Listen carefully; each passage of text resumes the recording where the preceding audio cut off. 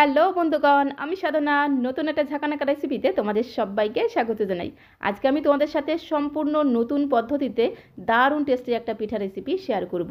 এই পিঠাটা বানানো যেমন সোজা, আর একবার কাউকে বানিয়ে খাওয়ালে বিপদে পড়ে যাবে।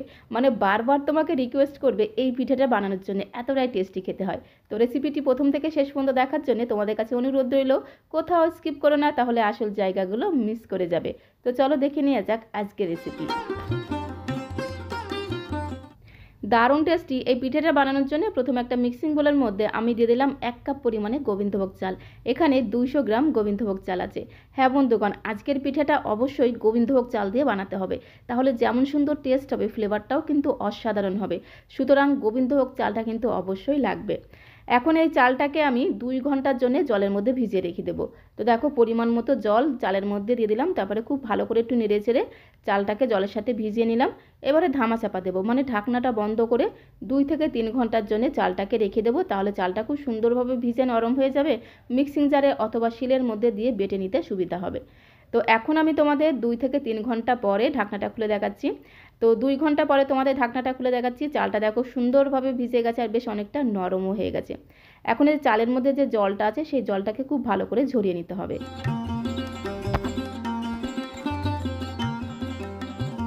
চালের মধ্যে যে জলটা ছিল সেই জলটাকে খুব ভালো মতো ঝরিয়ে নিয়েছি। এখন সমস্ত চালটাকে মিক্সিং জারের মধ্যে দিয়ে বেটে নেব। তো দেখো, সমস্ত গোবিন্দভোগ চালটাকে খুব ভালো করে জল ঝরিয়ে মিক্সিং জারের মধ্যে দিয়ে দিলাম। তোমরা চাইলে কিন্তু শিলের মধ্যে দিয়েও চালটাকে বেটে নিতে পারো, তাতে কোনো সমস্যা নেই। এখন আমি এর মধ্যে দিয়ে দেবো 2 চামচ নারকেল কোড়া, ফ্রেশ নারকেল কোড়া 2 চামচ দিয়ে দেবো। একটু নারকেল কোড়া এই বাটার সময় দিলে এই পিঠার টেস্ট দ্বিগুণ বেড়ে যাবে। তো 2 চামচ নারকেল কোড়া দিয়ে দিলাম। তারপরে আমি এর মধ্যে দিয়ে দেবো পরিমাণ মতো জল।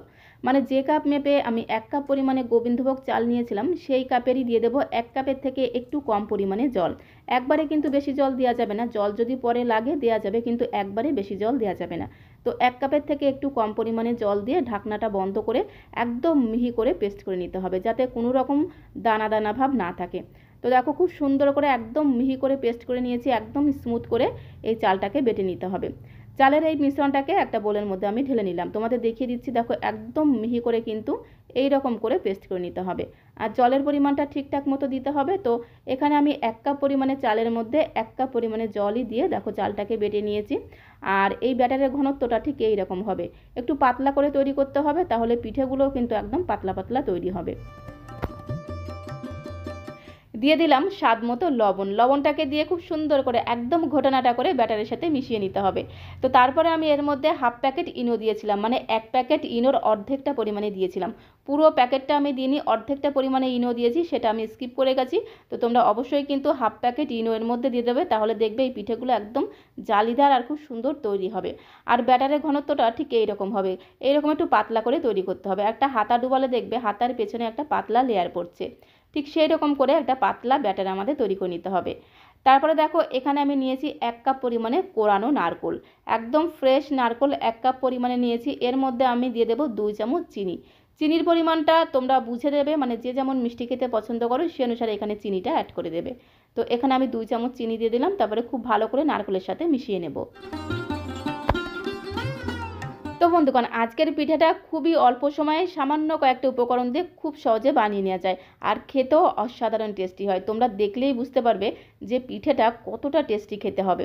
তো দেখো, চিনিটাকে দিয়ে নারকেলের সাথে খুব ভালো করে মিশিয়ে নিয়েছি। এবারে পিঠেগুলো আমাদের তৈরি করে নিতে হবে। তার জন্য চলে আসলাম ওভেনের কাছে। গ্যাসের ফ্লেমটা অন করে দিয়ে একটা ননস্টিকের প্যান বসিয়ে দিয়েছি। আর এই পিঠেটা তৈরি করতে অবশ্যই এইরকম একটা ননস্টিকের প্যান নেবে, তাহলে পিঠেগুলো তোমরা খুব সহজে বানিয়ে নিতে পারবে। প্যানটাকে প্রথমে খুব ভালো মতো গরম করে নিতে হবে। গ্যাসের ফ্লেমটা মিডিয়ামে রেখে প্যানটাকে খুব ভালো মতো গরম করে নিয়ে তারপরে সামান্য একটু সাদা তেল একদম ঝাঁকানাকা করে, মানে ঝটপট করে একটু ব্রাশ করে দিতে হবে, তাহলে পিঠেগুলো খুব সহজে উঠে আসবে। তারপরে দেখো, সামান্য একটু জলের ছিটে দিলাম যাতে প্যানটা একটু ঠান্ডা হয়। তারপরে গ্যাসের ফ্লেমটা মিডিয়ামে রেখে 1 হাতা করে ব্যাটার প্যানের মধ্যে দিয়ে দিতে হবে। আর ব্যাটারের ঘনত্বটা দেখে তোমরা বুঝতে পারছো, ঠিক এই রকম করে একটু পাতলা করে ব্যাটারটাকে তৈরি করতে হবে।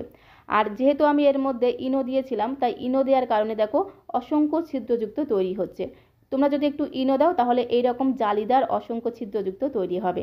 আর ব্যাটারের ঘনত্বটা এইরকম একটু পাতলা করে তৈরি করবে, মানে তুমি যদি 1 কাপ পরিমাণে গোবিন্দভোগ চাল নাও, তোমাকে 1 কাপ পরিমাণে জল দিয়ে একটা ব্যাটার তৈরি করতে হবে। তারপরে তোমরা বুঝে নেবে ব্যাটারের ঘনত্বটা ঠিক কীরকম রাখতে হবে। তো দেখো এইভাবে কিছু সময় রেখে দিতে হবে, মানে 2 মিনিট রেখে দিলে দেখবে উপরটা খুব সুন্দরভাবে শুকিয়ে যাবে আর অটোমেটিক্যালি এই পিঠেটা কড়াই থেকে উঠতে শুরু করবে। এইবারে যে নারকেল আর চিনির মিশ্রণটা তৈরি করে রেখেছিলাম সেখান থেকে পরিমাণ মতো নারকেলের পুর নিয়ে এইভাবে পিঠের উপরটা খুব সুন্দর করে একটু ছড়িয়ে দিতে হবে। ঠিক এইরকম করে নারকেলটাকে দিয়ে, মানে নারকেলের পুরটাকে দিয়ে একটু ছড়িয়ে দিতে হবে। তারপরে এর মধ্যে অবশ্যই 1 চামচ ঘি দিতে হবে। একটু ঘি দিলে খুব সুন্দর ফ্লেভার হবে আর দারুণ টেস্ট হবে। যেহেতু এটা গোবিন্দভোগ চাল, ভেতরে নারকেলের পুর দেওয়া, আর অবশ্যই একটু ঘি কিন্তু অবশ্যই দিতে হবে। আর যেহেতু এখন শীতকাল, প্রচুর খেজুরের ঝোলা গুড় পাওয়া যাচ্ছে, তাই এর মধ্যে আমি 1 চামচ একটু খেজুরের ঝোলা গুড় ছড়িয়ে দিলাম। দেখতেও ভালো লাগবে, খেতেও কিন্তু দারুণ সুন্দর একটা ফ্লেভার হবে। তো দেখো পিঠেটা কিন্তু অলরেডি তৈরি হয়ে গেছে, আর তোমরা দেখেই বুঝতে পারছো পিঠেটা কত সুন্দর তৈরি হয়েছে, অসংখ্য ছিদ্রযুক্ত, জালিদার, আর যেহেতু গোবিন্দভোগ চাল দিয়ে তৈরি, খুব সুন্দর একটা ফ্লেভার তোমরা পাবে। ঠিক একই রকমভাবে আরও একটা পিঠে তোমাদের তৈরি করে দেখাবো। যতবারই পিঠেগুলো তৈরি করবে একটা পরিষ্কার ভিজে কাপড় দিয়ে এইভাবে প্যানটাকে মুছে নিতে হবে। তারপরে প্যানটাকে ভালো মতো গরম করে নিয়ে সামান্য একটু সাদা তেল এইভাবে একটু ঝাঁকানাকা করে, মানে ঝটপট করে ব্রাশ করে নিতে হবে।